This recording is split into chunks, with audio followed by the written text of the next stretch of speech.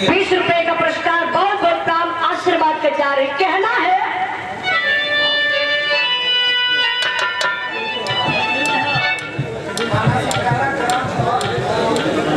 थाना सिकरारा ग्राम सभा भनौली की धरती से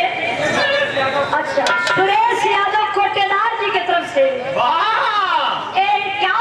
60 रुपए का पुरस्कार देके सम्मान किलन कोटेदार जी के बहुत बहुत प्राण दादा गवैया एक कोटेदारों लोगन के नहीं छोड़ल कुछ दिन पहले गई मिलन की घास गढ़े गईली रे दीदिया घर के पिछवाड़े पर धनवा के रहर में और टांग के ले गए नहर में प्रधानों लोगन के बड़ी स्थिति खराब भई तब ले दूसर गवैया गा दलस तब ले दूसर गवैया गा दलस की राशा डालने गईली रे दीदिया कोटेदारवा के कोटा में टांग के ले गए कोठा पे कितना कोटेदारा लोगन के मेहरारू भाग गई कोई फुकौना राशन नहीं देला ई नहीं की माई लोगन के बोलावत पर अंगूठा लगवावत हो एकर अंगूठा लगे शुरू भइल बा कितना लोगन के मेहरारू फरार हो गई लेकिन हम बहुत बहुत धन्यवाद देत बनी कोटेदार भैया के की ईमानदारी के साथ है ए देखिए 1 रुपए का पुरस्कार देकर के सम्मान किए हमारे फेसबुक फ्रेंड है हमारे बड़े भैया चंद्रशेखर यादव जी इलाहाबाद की धरती से भैया के बहुत बहुत प्राण आशीर्वाद के जा रही सब भाइयों के नमस्ते प्राण लेकिन कहना है क्या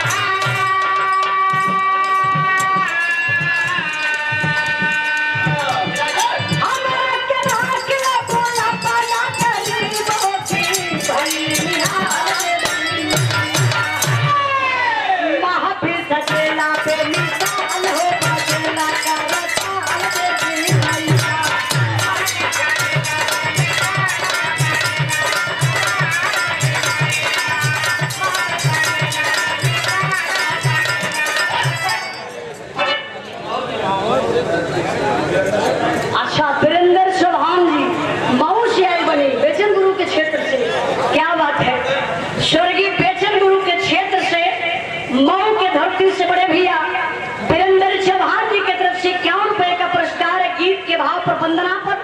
बहुत बहुत प्राप्त और 1 रुपए का पुरस्कार कमला शंकर यादव जी महासचिव बसपा के आप महासचिव महोदय जी की तरफ से 1 रुपए का पुरस्कार देके आप सम्मान के लिए भैया के बहुत बहुत प्राप्त आशीर्वाद के जा रहे कपिल देव सरोज जी की तरफ से दंगल वाले भैया प्रयागराज के धरती से 1 रुपए का पुरस्कार देके सम्मान के लिए बहुत बहुत प्राम भैया एगो पंखा के व्यवस्था कर दी हाँ बहुत काफी गर्मी बा अगर एक माइक वाला भैया वो पंखा अगर चलत हो तो थोड़ा से कष्ट कर दी 10 मिनट खातिर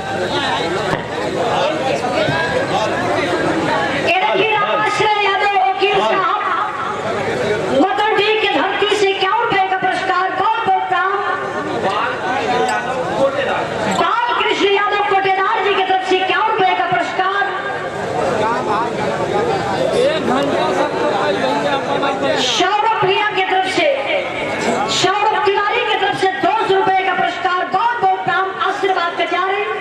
समाजवादी पार्टी के आप नेता